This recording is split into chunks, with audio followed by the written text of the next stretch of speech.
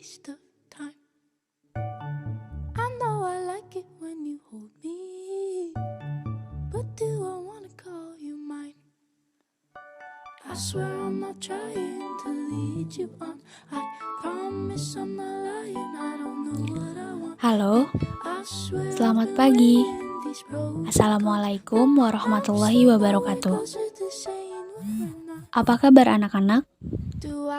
Semoga kalian selalu dalam lindungan Allah Subhanahu wa Ta'ala. Selamat datang kembali di kelas Bahasa Indonesia kelas 7 bersama Ibu Ika Periska Sari Lutfiah. Sebelum memulai pelajaran hari ini, mari kita berdoa menurut kepercayaan masing-masing. Lalu, silakan kalian siapkan alat tulis berupa buku catatan dan sebuah pulpen. Jangan lupa catat bagian terpenting dari materi ini. Sebelum itu, silakan kalian subscribe, like, tulis nama lengkap, kelas, dan keterangan hadir di kolom komentar untuk menandai bahwa kalian hadir dalam mata pelajaran Bahasa Indonesia kali ini. Mari langsung saja kita simak videonya. Sekarang, kita memasuki bab baru, yaitu bab 6, mengapresiasikan dan mengkreasikan teks fabel dengan kompetensi dasar 3.1, yakni mengidentifikasi informasi tentang fabel atau legenda daerah setempat yang dibaca dan didengar. Yang akan dibahas dalam video ini yaitu pengertian, ciri-ciri, unsur-unsur, jenis, dan alur fabel. Langsung saja ke pembahasan materinya. Tetap semangat belajar ya! Secara etimologi, fabel berasal dari bahasa Latin, yakni kata fabulat. Fabel merupakan cerita kehidupan binatang yang berperilaku manusia. Fabel termasuk jenis cerita fiksi atau bukan kisah kehidupan nyata. Cerita fabel disebut juga dengan cerita moral karena pesan yang terdapat di dalam cerita sangat erat kaitannya dengan moral atau ajaran baik buruknya perilaku dalam kehidupan. Jadi intinya, teks fabel adalah teks yang berisi cerita tentang kehidupan binatang yang berperilaku seperti manusia. Selanjutnya, ciri-ciri fabel. Yang pertama, fabel mengambil tokoh para binatang. Yang kedua, watak tokoh para binatang yang digambarkan ada yang baik, ada yang buruk, egois, cerdik, dan yang lainnya, seperti watak manusia. Yang ketiga, tokoh para binatang bisa berbicara seperti manusia. Yang keempat, cerita memiliki rangkaian peristiwa yang menunjukkan kejadian sebab akibat. Rangkaian sebab akibat diurutkan dari awal sampai akhir. Yang kelima, fabel menggunakan latar alam seperti hutan, sungai, kolam, dan lain-lain. Dan yang keenam, ciri bahasa yang digunakan menggunakan kalimat naratif, yakni kalimat yang menceritakan rentetan peristiwa dari awal sampai akhir. Contohnya, katak mendatangi ikan yang sedang kehujanan, kemudian semut menyimpan makanan di lubang. Selanjutnya, kalimat langsung yang berupa dialog para tokoh. Kalimat langsung adalah kalimat yang diucapkan secara langsung kepada orang yang dituju. Kalimat ini ditandai dengan pemakaian tanda petik 2. Kalimat langsung pernah kita bahas pada materi bab cerita fantasi sebelumnya. Dan yang terakhir, menggunakan bahasa manasuka atau kata sehari-hari dalam situasi tidak formal atau bahasa percakapan. Selanjutnya yaitu unsur intrinsik fabel, yakni suatu unsur yang menyusun suatu karya sastra dari dalam yang mewujudkan struktur sebuah karya sastra. Dalam sebuah karya sastra, sudah barang tentu kita tidak bisa terlepas dari unsur pembangun cerita, di antaranya Tema merupakan gagasan yang menjadi dasar terciptanya suatu cerita narasi, ide, atau gagasan inti dalam cerita.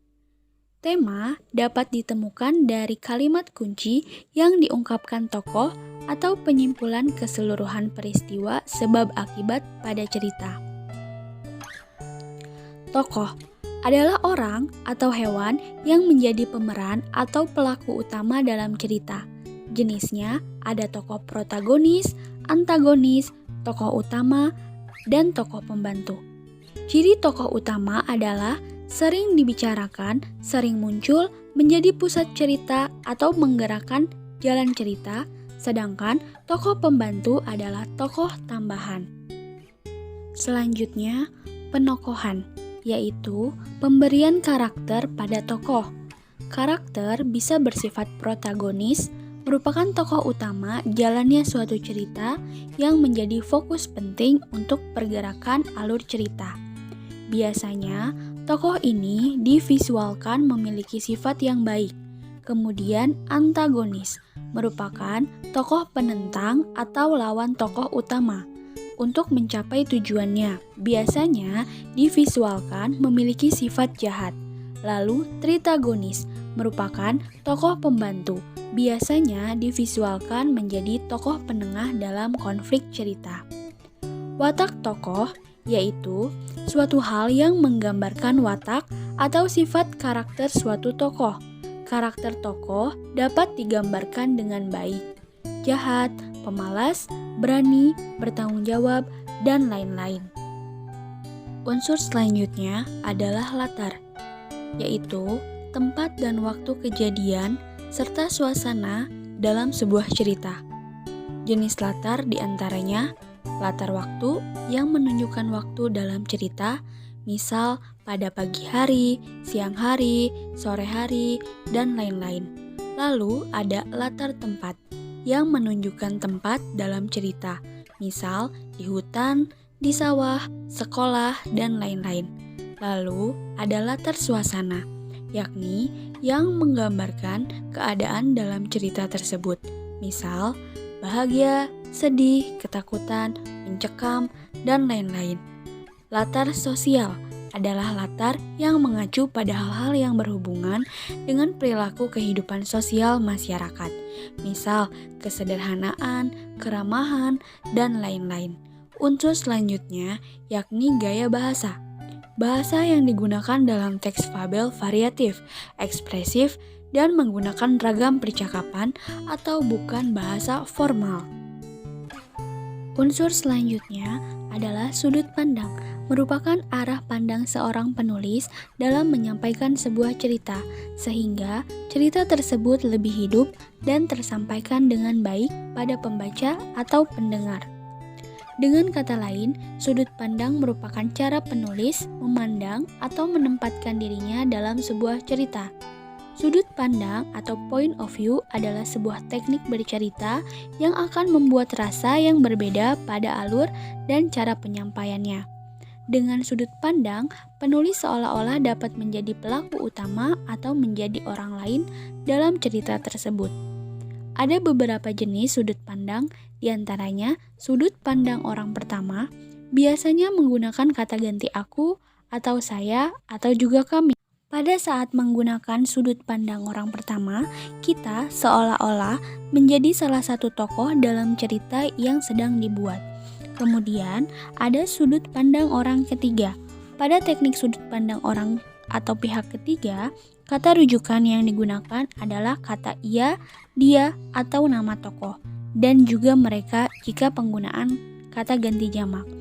Kata ganti ini digunakan untuk menceritakan tokoh utama dalam sebuah cerita. Selain kata ganti yang digunakan, ada satu hal lagi yang membedakan antara sudut pandang orang pertama dan sudut pandang orang ketiga, yaitu kebebasan peran di dalam cerita. Pada sudut pandang orang pertama, si penulis bisa menunjukkan sosok dirinya di dalam cerita, dan ini tidak berlaku pada sudut pandang orang ketiga. Sudut pandang orang ketiga, si penulis berada di luar cerita dan hanya mengisahkan tokoh dia yang ada di dalam sebuah cerita tersebut.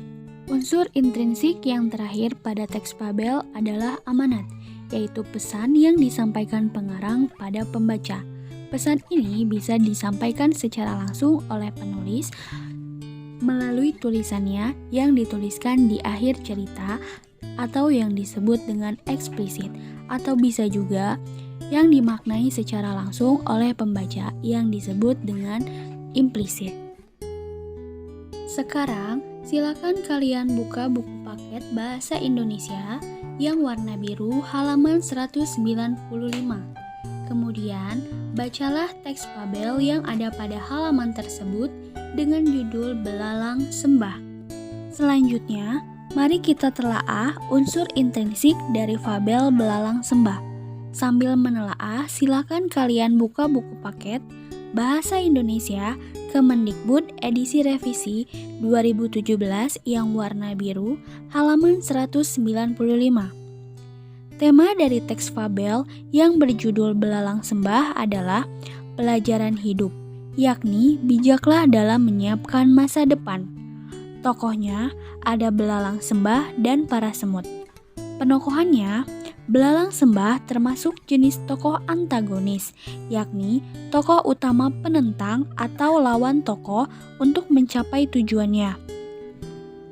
Biasanya divisualkan memiliki sifat jahat, tapi dalam teks fabel ini, tokoh antagonis yang diperankan oleh belalang sembah memiliki sifat yang negatif, yaitu pemalas. Lalu, para semut termasuk jenis tokoh protagonis, yakni tokoh utama jalannya suatu cerita yang menjadi fokus penting untuk pergerakan alur cerita. Biasanya, tokoh ini divisualkan memiliki sifat yang baik. Watak tokoh. Belalang sembah memiliki sifat pemalas karena hanya menari menjelang musim dingin tiba. Hal ini dibuktikan pada paragraf kedua, kalimat ketiga dalam teks fabel tersebut. Sedangkan para semut memiliki sifat rajin karena mengumpulkan makanan menjelang musim dingin tiba. Hal ini dibuktikan pada paragraf pertama, kalimat keempat dalam teks fabel tersebut. Kemudian latar. Latar tempat dalam fabel ini, tempat kejadian tersebut terdapat di sebuah kebun anggur. Hal ini dibuktikan pada paragraf pertama, kalimat pertama dalam teks fabel dengan kalimat yang berbunyi, suatu hari di sebuah kebun anggur dan seterusnya. Latar waktu. Dalam fabel ini, waktu kejadian tersebut adalah di penghujung musim gugur. Hal ini dibuktikan pada paragraf pertama, kalimat ketiga dengan kalimat yang berbunyi, para semut melihat bahwa musim gugur akan segera berlalu dan akan segera datang musim dingin yang cukup panjang. Latar suasana. Dalam fabel ini, suasana kejadian tersebut adalah mengharukan. Kalimat pendukungnya, semut tidak tega melihat belalang kelaparan dan memberikan makanannya kepada belalang tersebut. Hal ini dibuktikan pada paragraf kelima, kalimat keenam dengan kalimat yang berbunyi, akan tetapi melihat belalang lemas kelaparan, semut tidak tega dan memberikan makanannya kepada belalang. Kemudian, gaya bahasa. Gaya bahasa yang digunakan dalam fabel berjudul Belalang Sembah adalah bahasa manasuka atau bahasa sehari-hari yang mudah dipahami dalam situasi tidak formal atau dalam percakapan. Kemudian, sudut pandang. Sudut pandang yang digunakan dalam fabel ini menggunakan sudut pandang orang ketiga, yakni kata ganti mereka. Karena pada sudut pandang orang ketiga serba tahu, si penulis akan menceritakan apa saja terkait tokoh utama. Ia seakan tahu benar tentang watak, pikiran, perasaan, kejadian, bahkan latar belakang yang mendalangi sebuah kejadian. Ia seperti seorang yang maha tahu tentang tokoh yang sedang ia ceritakan. Selain menggunakan kata ganti ia, dia, atau mereka, kata ganti yang biasa digunakan ialah nama dari si tokoh itu sendiri. Hal ini berlaku juga untuk sudut pandang orang ketiga, pengamat. Dan yang terakhir adalah amanat. Amanat yang terkandung dalam teks fabel yang berjudul Belalang Sembah adalah jangan menjadi pemalas, karena akan membawa kesulitan untuk dirimu sendiri. Yang kedua, berusaha dan bekerja keraslah untuk sesuatu yang kita inginkan, agar tidak menyesal kemudian hari. Dan amanat yang terakhir adalah jangan menyia-nyiakan waktu hanya untuk senang-senang. Gunakan waktumu sebaik mungkin untuk kesuksesan di masa yang akan datang. Dan inilah daftar rangkaian peristiwa yang terdapat dalam teks fabel Belalang Sembah. Peristiwa pertama, semut pergi ke gua-gua untuk mengumpulkan makanan. Peristiwa kedua, sang belalang sembah menari di dekat sarang semut. Peristiwa ketiga, sang belalang sembah heran dengan apa yang dilakukan semut. Lalu dia bertanya kepada salah satu semut tentara yang sedang berjaga di dekat para semut bekerja. Kenapa para semut membawa makanan yang sangat banyak itu masuk ke sarang mereka? Dan peristiwa keempat, belalang kelaparan dan lari ke rumah semut.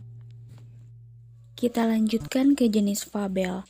Ada dua jenis fabel, yaitu fabel alami dan fabel adaptasi. Fabel alami menggunakan watak tokoh binatang seperti pada kondisi alam nyata.